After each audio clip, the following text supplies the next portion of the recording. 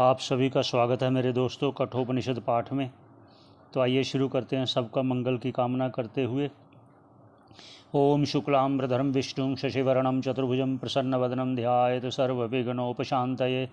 यस्य स्मरणमात्रेण विघ्नादुरं प्रयान्ति हि वन्देऽहं दन्तिवक्त्रं तामांश्चितिप्रदायकं वन्देऽहं दन्तिवक्त्रं तामांश्चितिप्रदायकं। आज गणेश भगवान को याद करते हुए उनके चरणों में वंदन करते हैं। आज गणेश चतुर्दशी है, गणेश चतुर्दशी। भगवान गणेश जी के चरणों में प्रणाम करते हुए शुरुआत करते हैं। हमने 10वें मंत्र में कठोपनिषद का विश्राम दिया था। तो नचिकेता यम भगवान के पास पहुंचकर उनकी प्रतीक्षा 3 दिन करने पर यम भगवान ने उनको प्रसन्न करने के लिए 3 वरदान मांगने को कहा कि आप 3 वरदान मांगो। यम भगवान ने मन में ये सोचकर कि इनको खुश करना चाहिए, ये हमारा अतिथि है, अतिथि निराश होकर नहीं जाना चाहिए, ये सोचकर उन्होंने 3 वरदान दे दिए कि आप कुछ भी मांग लो, 3 वरदान। तो पितृभक्त था नचिकेता, पिता को प्रसन्न करना चाहता था, पिता की उन्नति चाहता था, पिता को सुख मिले, स्वर्ग में भी सुख मिले, जिस कारण पिता यज्ञ कर रहे थे, ऐसा यज्ञ जिसमें सब दान दिया जाता है। यह सोचकर नचिकेता ने अपने पिताश्री से पूछा कि आप सब दान दे रहे हो, तो मैं भी आपका एक धन ही हूँ, तो मुझे आप किसको दोगे? तो 1 बार 2 बार 3 बार कहने पर पिता ने गुस्से में से कह दिया, मैं तुम्हें मृत्यु को दूंगा, अर्थात यम भगवान को दूंगा। तो वह एक पितृभक्त होते हुए एक योगी भी है। योग द्वारा उन्हें अपना देह त्याग किया। देह त्याग का अर्थ ये नहीं है कि मृत्यु को प्राप्त हुआ। देह त्याग का अर्थ है कि देह से रहित होकर उस लोक में पहुंचकर ऐसी विद्या होती है, पहले भी थी अब भी है, लेकिन अब कहीं वो लुप्त हुई है, वो योग द्वारा। यहाँ आपको एक बता देना चाहते हैं कि जैसे गोरखनाथ जी ने कायव्यूह रचना द्वारा अपने मत्स्येंद्र नाथ गुरु जी के पुत्र को कई पुत्र उत्पन्न कर दिए थे कायव्यूह रचना द्वारा, और भगवान भगवत्पाद आदि शंकराचार्य जी ने भी अपनी देह त्याग करके एक राजा की देह में प्रवेश किया था।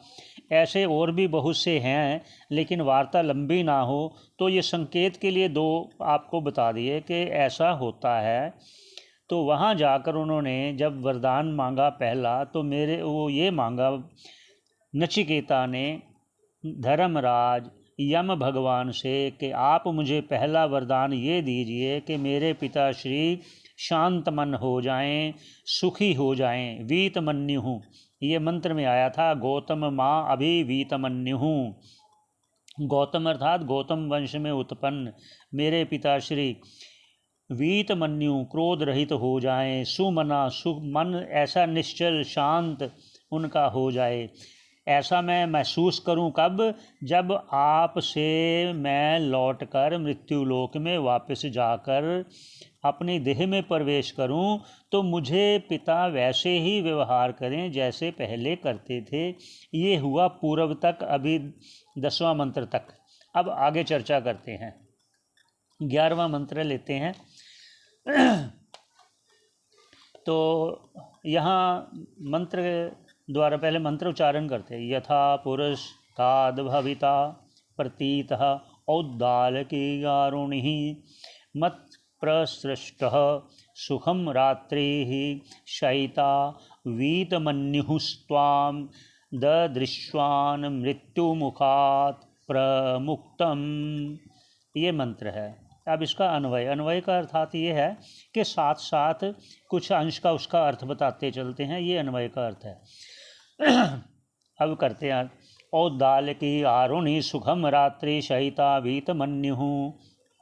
ये कहने का अर्थ कि तब मृत्यु ने कहा, अर्थात यम भगवान ने क्या कहा कि मुझसे लौट कर, जैसे पहले कहा था ना, आपसे मैं लौट कर जब यहाँ स्वर्ग लोक से मैं मृत्यु लोक की ओर जाऊँ, वो उसकी बात कर रहे हैं। तब मृत्यु ने कहा, जब तुम मुझसे लौटकर वापस अपने पिता के पास जाओगे, हे पुत्र, तुम ये सोचो कि वो 3 रात जो आपने मेरे पास निवास किया है, आप मेरे पास थे तो आपके पिता दुखी होते होंगे।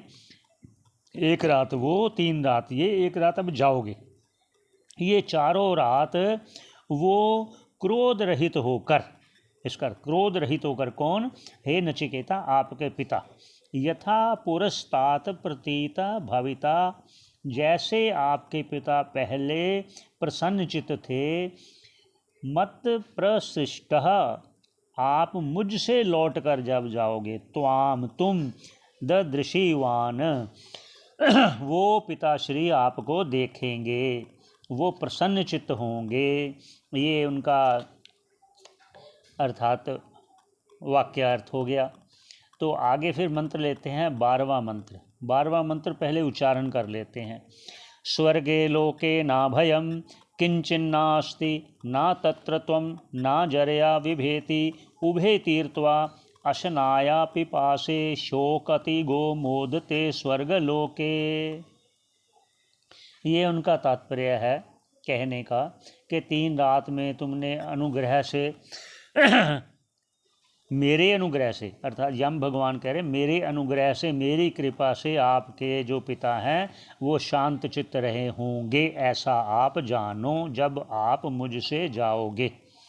अब आगे जो मंत्र अभी उच्चारण किया है उसका अन्वयत करते हैं।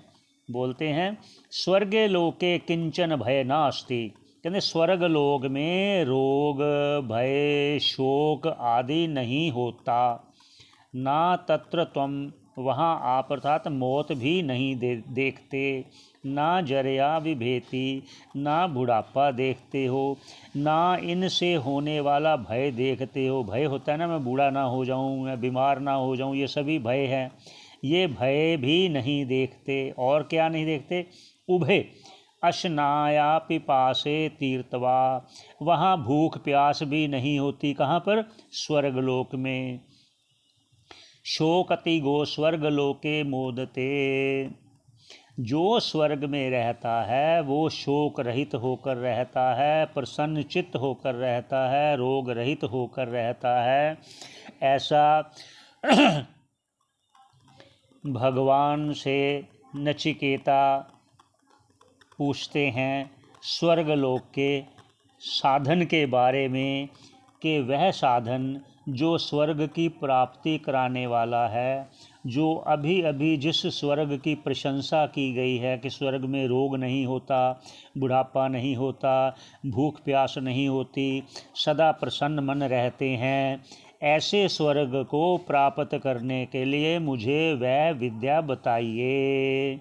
ऐसा नचिकेता ने भगवान यम से प्रार्थना किया, क्योंकि वो चाहते हैं कि मेरे पिताश्री प्रसन्न होकर यहाँ से स्वर्ग को अगर जाएं तो वहाँ भी सुख का, आनंद का अनुभव भोग करें। ये है उनका। तो आगे क्या कहते हैं? ये विद्या नचिकेता ने यम भगवान से इसलिए पूछी क्योंकि नचिकेता अपने पिता का हर तरफ से कल्याण चाहता था। ये स्वर्ग के बारे में कि वह विद्या बताइए जिससे स्वर्ग की प्राप्ति होती है। क्योंकि जो यज्ञ मेरे पिताजी कर रहे थे, बूढ़ी बूढ़ी गायें दे रहे थे, उससे मैं कल्याण नहीं देखता।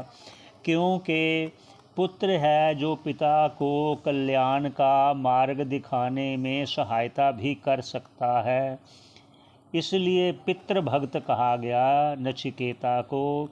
इसीलिए श्राद्ध पक्ष में इसका श्रवण करने का भी श्रुति स्वयं विधान करती है, कहती है। ते इसलिए उन्होंने कि वह विद्या मुझे बताइए जिस विद्या से स्वर्गलोक की प्राप्ति होती है, उसको कहते हैं अग्नि विद्या। अग्नि विद्या वह विद्या जिस विद्या द्वारा, जिस विधि विधान द्वारा किया गया, अग्नि विद्या द्वारा स्वर्ग की प्राप्ति होती है। अर्थात अग्नि विद्या स्वर्ग का साधन कहा गया है। स्वर्ग का साधन, साधन द्वारा साध्य को सिद्ध किया जाता है। कोई भी कार्य साधन द्वारा सिद्ध होता है। आगे चर्चा जारी रहेगी।